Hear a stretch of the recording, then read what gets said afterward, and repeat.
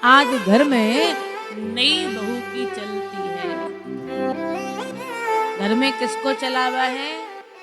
बहुअन को, डुकरियन को कोई ना पूछे। बोलो पूछेगा? अगर डुकरिया कछु कहे तो दो चार खरी खोटी और सुन ले बेचारी। सास को कोई ना पूछे। चलती तो देवी जी की है। देखो माताओं, ठीक है, बहू घर की लक्ष्मी होती है, घर में बहू की चलनी चाहिए, लेकिन बहुओं से भी निवेदन है, जहां चलनी चाहिए केवल वहीं चलाओ, हर जगह बिल्कुल मत चलाओ।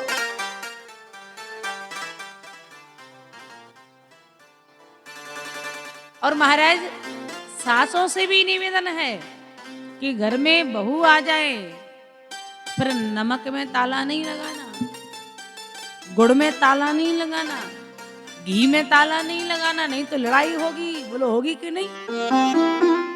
कछु कछु डुकरियां हाथ तो हिल रहे हैं, लेकिन घी में तालो लगा के चाबी गले में लटका रखी है। गलो हिल रहा, सिर हिल रहा, चलवे की कथा नहीं है, लेकिन फिर भी चाबी तो गले में लटकी है। माताओं, बहू घर में आ जाए तो फिर नमक घी तेल में ताला नहीं लगाना है, खाने पीने की चीज में ताला नहीं लगाओ। गृहस्थी का सारा कारोबार अपनी बहू को सौंप दो। देखो माताओं, बनाएगी तो वो अपने लिए, बिगाड़ेगी तो अपने लिए। तुम्हें थोड़ी ना मुड़ पे धर के ले जाने का नहीं, ले जाने तो काहे को परेशान हो रही है? बोलो, बहू आ जाए तो फिर आप तो बढ़िया माला लेकर के भगवान का भजन करो। क्या करना है? भजन करना है। देखो, जब बहू नहीं आती है तब तक ये माताएं कहती हैं बहू आ जाएगी तो मैं सब कारभार गृहस्थी का छोड़ के भगवान का भजन करूंगी। लेकिन बहू आ जाती है तो मुझे लगता फिर तो और ज्यादा माया पकड़ लेती है।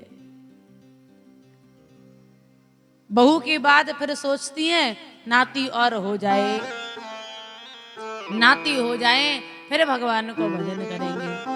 नाती भी है गयो, फिर कहती है नाती को ब्याह है और है जाए तब भगवान को भजन करेंगे। नाती को ब्याह है जाए,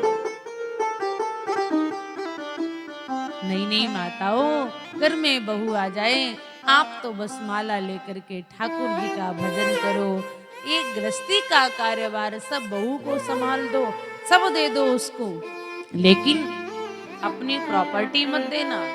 एक बात और याद रखना, खाने पीने की चीज बहू को सौंपो, गृहस्थी सौंपो, लेकिन तुम सोचो कि सारी जमीन जायदाद बहू के नाम कर दे, ऐसा मत कर देना, क्योंकि ये कलयुगी बहुएं हैं, कब बदल जाएं भरोसा नहीं है।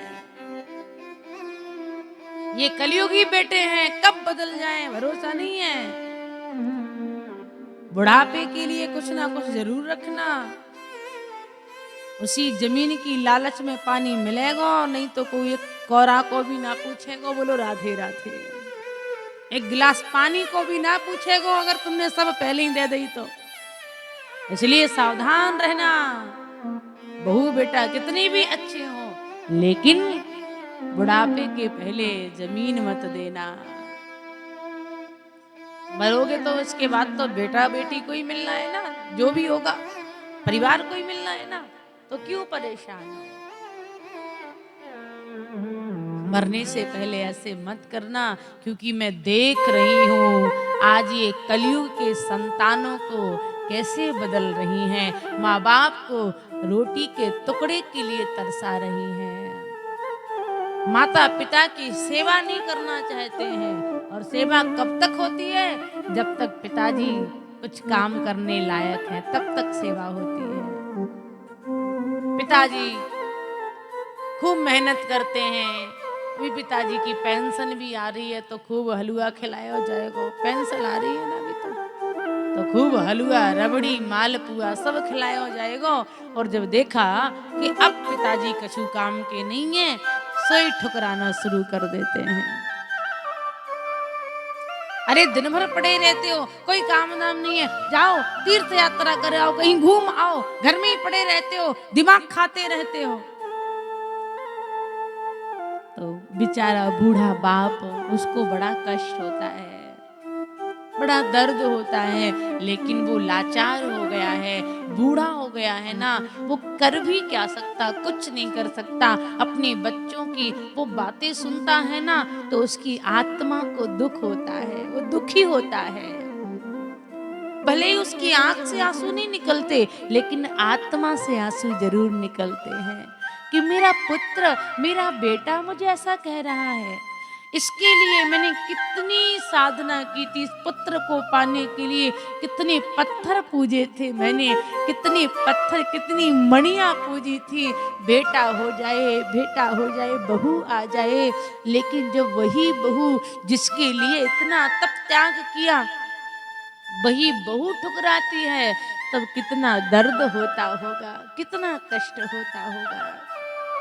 माताओं, इसलिए बुढ़ापे से पहले अपनी जमीन जायदाद इन बच्चों को मत देना, क्योंकि अब वो जमाना नहीं रह गया जो पहले था। अब वो जमाना नहीं है। ये कलयुगी पुत्र हैं, कलयुगी बहुएं हैं।